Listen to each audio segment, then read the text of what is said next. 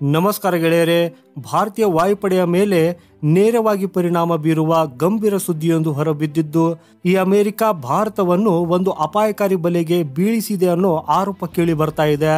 ರಾಜಕೀಯವಾಗಿ ಪ್ರಬುದ್ಧ ದೇಶವಾಗಿದ್ರೂ ಭಾರತ ಈ ಅಮೆರಿಕದ ಬಲೆಯಲ್ಲಿ ಸಿಕ್ಕಾಕಿಕೊಂಡಿದ್ದು, ಬ್ರಿಟನ್ನ ಮಾಜಿ ವಾಯುಪಡೆ ಅಧಿಕಾರಿಯೊಬ್ಬರು ನೀಡಿರುವ ಹೇಳಿಕೆ ಈಗ ಭಾರತದ ಚಿಂತನೆಯನ್ನ ಮತ್ತಷ್ಟು ಹೆಚ್ಚಿಸಿದೆ.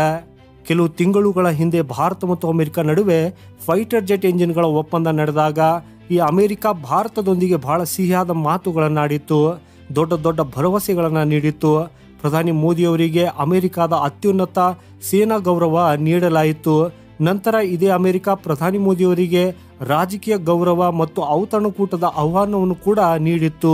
ಈಗ ಪ್ರಶ್ನೆ ಏನಂದ್ರೆ, ಇಂತಹ ದೊಡ್ಡ ದೊಡ್ಡ ಗೌರವಗಳನ್ನು ನೀಡಿ ಭಾರತವನ್ನು ಬಲೆಗೆ ಬೀಳಿಸುವುದು ಅಮೆರಿಕದ ಕುತಂತ್ರದ ಭಾಗವಾಗಿತ್ತೆ.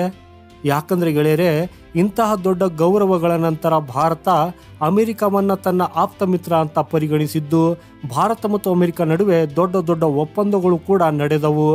ಭಾರತ ಅಮೆರಿಕದ ಎಂಜಿನ್ಗಳಿಗಾಗಿ ಹಣ ಖರ್ಚು ಮಾಡಿತ್ತು. ಆದರೆ ಭಾರತದ ಫೈಟರ್ ಜೆಟ್ ಹೊಸ ಹಾರಾಟಕ್ಕೆ ಸಿದ್ಧವಾಗಿದ್ದಾಗ ಅಮೆರಿಕ ಎಂಜಿನ್ ಪೂರೈಕೆಯನ್ನು ನಿಲ್ಲಿಸಿ ಭಾರತದ ಫೈಟರ್ ಜೆಟ್ಗಳ ಹಾರಾಟಕ್ಕೆ ಬ್ರೇಕ್ ಹಾಕಿತ್ತು. ಹಾಗೇನೇ ಗೆಳೆಯರೇ, ಭಾರತಕ್ಕೆ ಇನ್ನೊಂದು ಕೆಟ್ಟ ಸುದ್ದಿ ಇದ್ದು, ಈ ಅಮೆರಿಕದ ಕಠಿಣ ಕಾನೂನೊಂದು ಭಾರತಕ್ಕೆ ತೊಡಕಾಗಿದೆ.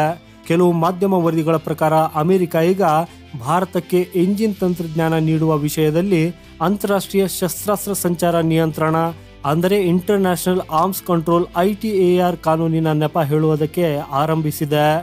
ನಿಮ್ಮ ಮಾಹಿತಿಗಾಗಿ ಹೇಳೋದಾದ್ರೆ, ಈ ITAR ಅಮೆರಿಕದ ಒಂದು ಕಾನೂನಾಗಿದ್ದು, ಇದು ಅಮೆರಿಕದ ಶಸ್ತ್ರಾಸ್ತ್ರಗಳ ತಂತ್ರಜ್ಞಾನ ವರ್ಗಾವಣೆಯನ್ನ ನಿಯಂತ್ರಿಸುತ್ತದೆ. ಇದೇ ಕಾನೂನಿನ ಅಡಿಯಲ್ಲಿ ಈ ಅಮೆರಿಕ ಈಗ ಭಾರತದ ತೇಜಸ್ MK1 ಮತ್ತು ತೇಜಸ್ MK2 ಯೋಜನೆಯನ್ನ ತನ್ನ ಸಂಪೂರ್ಣ ಬಲೆಗೆ ಸಿಲುಕಿಸಿದೆ. ಅಮೆರಿಕದ ಈ ಕಾನೂನಿನ ಪ್ರಕಾರ ಭಾರತಕ್ಕೆ ತಂತ್ರಜ್ಞಾನ ವರ್ಗಾವಣೆ ಆಗಬೇಕಿದ್ರೆ ವೈಟ್ ಹೌಸ್, ಪೆಂಟಗನ್ ಮತ್ತು ಅಮೆರಿಕನ್ ಕಾಂಗ್ರೆಸ್ ಇವೆಲ್ಲವೂ ಅನುಮೋದನೆ ನೀಡಬೇಕು. ಹಾಗೆ ನೋಡಿದ್ರೆ ಈಗ ಇಲ್ಲಿ ಅಮೆರಿಕದ ಪೆಂಟಗನ್ ಮತ್ತು ವೈಟ್ ಹೌಸ್ ಜೆಟ್ ಎಂಜಿನ್ ಬಗ್ಗೆ ಭಾರತದೊಂದಿಗೆ ಉತ್ತಮ ಮಾತುಗಳನ್ನು ಆಡ್ತಾವೆ, ಭಾರತಕ್ಕೆ ಭರವಸೆ ನೀಡ್ತಾವೆ ಮತ್ತು ದೊಡ್ಡ ದೊಡ್ಡ ಹೇಳಿಕೆಗಳನ್ನು ಕೂಡ ನೀಡ್ತಾವೆ. ಆದರೆ ಇವೆಲ್ಲವೂ ಅಂತಿಮಗೊಳ್ಳುವ ಹಂತದಲ್ಲಿದ್ದಾಗ ಇದ್ದಕ್ಕಿದ್ದಂತೆ ಅಮೆರಿಕನ್ ಕಾಂಗ್ರೆಸ್ ಪ್ರವೇಶಿಸುತ್ತದೆ ಮತ್ತು ತಿಂಗಳುಗಳ ನಂತರ ಎಲ್ಲ ಪ್ರಯತ್ನಗಳ ಮೇಲೆ ನೀರು ಎರಚುತ್ತದೆ. ಹಾಗಾಗಿ ಸಂಪೂರ್ಣ ಪ್ರಕ್ರಿಯೆಯಲ್ಲಿ ಭಾರತದ ಅಮೂಲ್ಯ ಸಮಯ ಹಾಳಾಗಿದ್ದು ಮತ್ತೆ ಇದೇ ಪ್ರಕ್ರಿಯೆ ಪುನರಾವರ್ತನೆ ಆಗ್ತಾ ಇದೆ.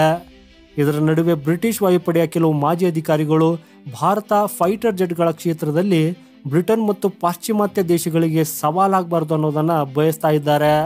ಯಾಕಂದ್ರೆ ಗೆಳೆಯರೇ, ಭಾರತದ ತೇಜಸ್ MK2 ಮತ್ತು MCON ಅಂತ ಯೋಜನೆಗಳು ಯಶಸ್ವಿಯಾದರೆ ಇದು ತಾಂತ್ರಿಕವಾಗಿ ಪಾಶ್ಚಿಮಾತ್ಯ ದೇಶಗಳ ಪ್ರಾಬಲ್ಯಕ್ಕೆ ದೊಡ್ಡ ಸವಾಲಾಗಲಿದೆ.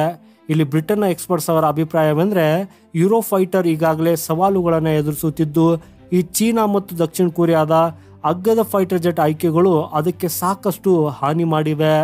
ಆದರೆ ಈಗ ಭಾರತದ ಫೈಟರ್ ಜೆಟ್ಗಳ ಉಪಸ್ಥಿತಿಯು ಬ್ರಿಟನ್ಗಷ್ಟೇ ಅಲ್ಲದೆ ಯುರೋಪ್ ಮತ್ತು ಅಮೆರಿಕದ ಫೈಟರ್ ಜೆಟ್ಗಳಿಗೂ ಒಂದು ದುಸ್ವಪ್ನದಂತಾಗಲಿದೆ.